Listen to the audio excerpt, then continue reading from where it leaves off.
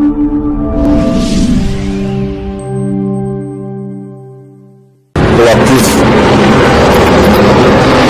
happened within Mount Kenya was massive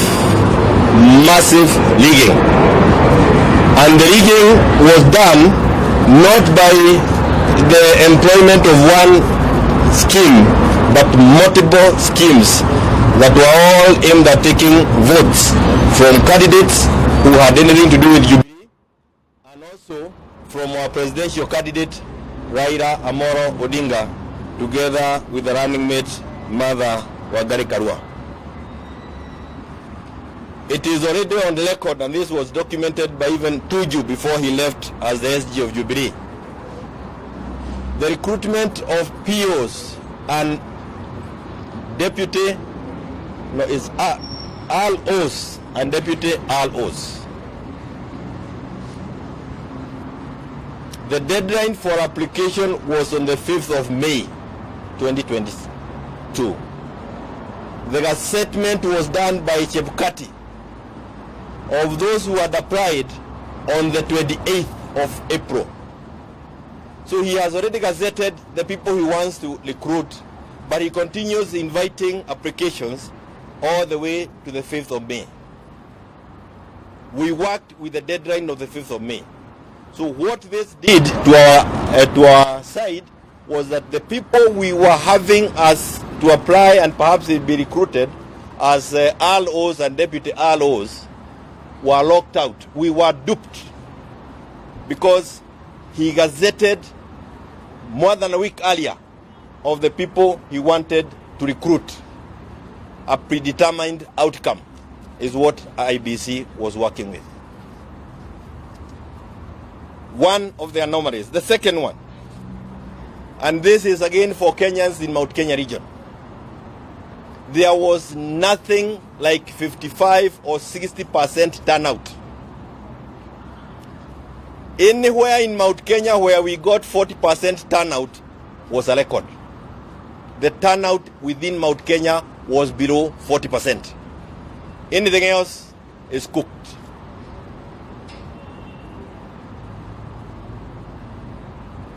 A thing that happened with all our counties, anywhere we had Kikuyus within the Mount Kenya counties or even within the diaspora, be it in Kajiado, be it in Narok, or even Lamu, where there was a block of Kikuyus who would have voted in any other way, all our agents were denied access to the polling stations at the time when others were allowed in. We have agents who were allowed in around 10. In fact, the earliest most of the agents got in was around 10. One reason was given to all of them. Your letter of appointment is not stamped. Your letter of appointment is not stamped. Even after intervening and calling IBC and the rest, it is then when they sent an instruction and said, you can allow them in. By 10 o'clock, any stealing that had been planned had taken place.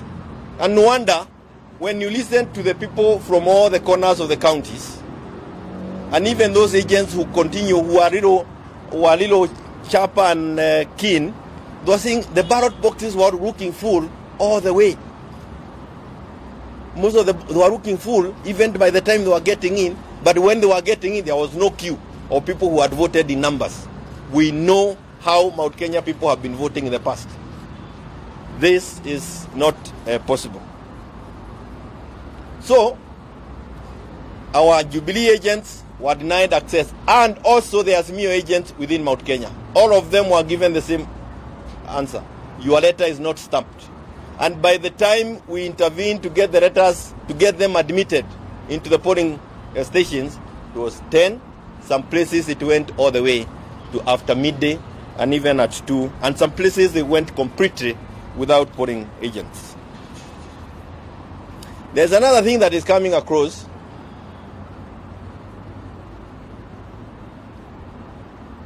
And this is the issue of assisted voters. All of a sudden, Mount Kenya, we had too many voters who needed to be assisted. The illiteracy level just shot up 2022. Very many people could not read. They did not even know the candidates. They did not even know even what they had gone to do in the polling stations. And this is what happened. And I saw it because I also went to the polling stations. Our agents were stuck at one corner. Kule. And the presiding officer is here with the assistant voters. We have heard of the questions they were asking. Walikuwa nauliza maswali kama haya. Mama amesema hajui kuandika, anataka kusaidiwa. Anaambiwa kuna vyama vingi kama UDA na hizo zingine. Unataka gani? Kuna vyama vingi kama UDA na zingine. Unataka gani? Other mamas would go in and say, sijui kuandika hata kusoma, nichagulie. And the PO will not even dare call in an agent, but who can quickly tick, of course, the names of the candidates that he preferred to pick. It is within our region that we now got a new phenomenon of people going into the polling stations and taking photographs of their ballot papers. I personally told my RO, we have photographs being taken in this constituency across.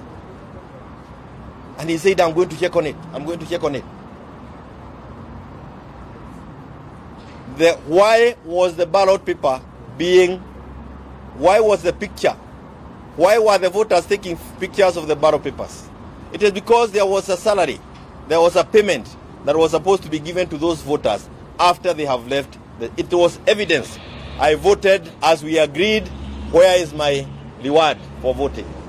There was massive rigging and massive voter bribery within Mount Kenya region. And I want to tell you, I don't believe that there was really an election in that area. Ile ukola ilifanywa watu wa kwetu ni kitu ambayo we will have to think hard about it. In Nakuru, for example, Nakuru County, 10 out of the 11 deputy returning officers, 10 out of the 11 deputy returning officers were from one tribe. The 11th one was from Turkana. All the other 10 were from the one tribe. Hata kama ni kabila yako wewe mwenyewe, hata wewe una haya.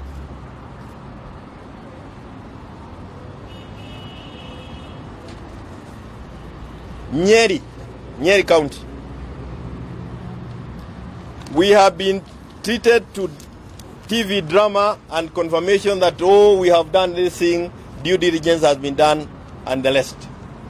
But in Nyeri County, Dadhi polling station, Kafar Ward, Kieni, ballot papers got finished for the women left. Where they got others, they will tell us. But they got finished. They also got finished at Kiawa Thangi. Eh? Kiawa Idhanji. At Agodhi. Hii ni wapi? Gakoe. Agodhi Gakiwond. Yes, Agodhi Gakiwond in Tetu. The ballot papers got finished. Hata wewe jiulize, ballot papers za mtu mmoja zimekwisha. Za wale wengine hazikukwisha. And the RO, her name is called Anastasia, confirmed that the shortage, she confirmed, and we have it on our WhatsApp. She actually sent a text confirming that there was a shortage of ballot papers. Tharaka constituency. Kithauri Primary School. Kithauri Primary School opened for voting at 6 p.m. not a.m. 6 p.m. jioni. Just in case you are confusing. Ilikuwa ifunguliwe asubuhi. I think something happened. Wakaona kama ni jioni. Wakafungua saa 12 jioni. And then they left the station open for people to vote until midnight. Ni mchawi gani huyu alikuwa anatembea usiku kwenda kupiga kura saa 6 usiku? Midnight. People are voting at midnight at a polling station within our area. SH0CK Primary School, again, this is even more interesting. The station opened at 8 p.m. 8 p.m. Just in case unasahau kidogo, 8 p.m. ni saa 2 ya usiku. Si asubuhi, saa 2 ya usiku. This remained open until 1 a.m. We have an affidavit on the same, and it will be in court. These are areas that are very low network coverage. So you can actually tell, you don't need, like the Deputy President said, you don't need rocket science to imagine what happened. Nyandarua County, Bora Primary School polling station, the Kim's kit failed. By 6 p.m. jioni tena, only 90 people had voted kwa sababu Kim's kit failed. This one is even more interesting because voting was extended until 3 a.m. ile masaa ya Simon Peter ya maombi. Sasa jioni maombi gani walikuwa wanafanya saa hiyo? Ilikuwa lazima iwe ilikuwa kuomba kula siibiwe kabisa. So gentlemen, we want to continue confirming to you that if there is genocide that has been committed, it is the people of Mount Kenya. And we are removing ourselves from it. And I can tell you, this will be an embarrassment for us as a country when the truth keeps coming out.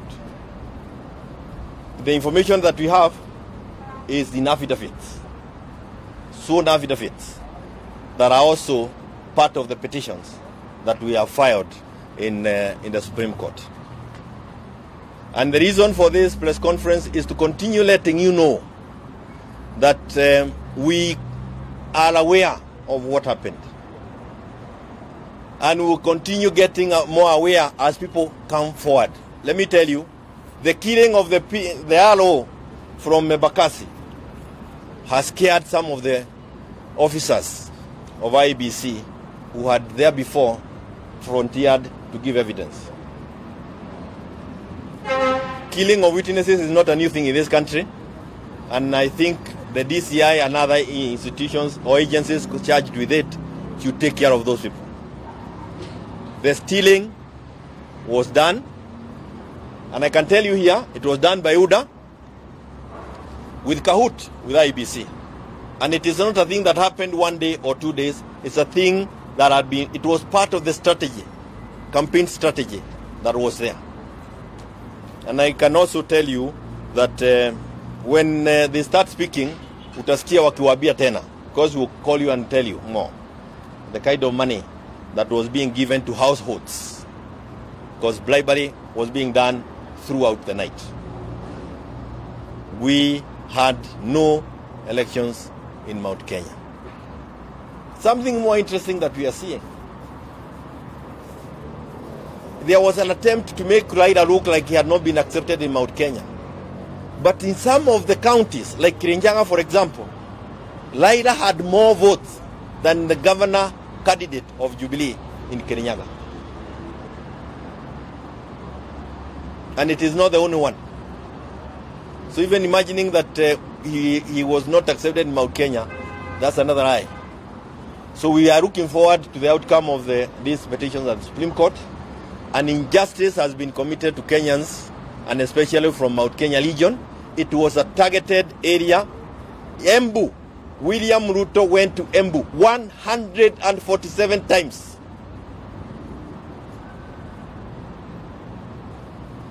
Where is the name? Yes.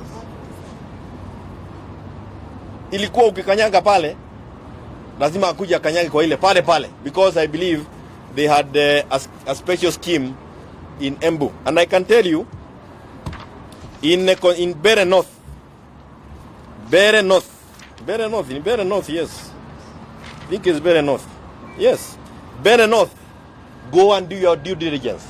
Most of the POs were relatives of Justin Muturi. Most of the POs, they were relatives of Jagagwa, and they were relatives of Kariuki Mate. All of them UDA. How also we ended up with bloggers of UDA being recruited as POs, it is upon you also to think through it. Again, it is not rocket science. Kwa hivyo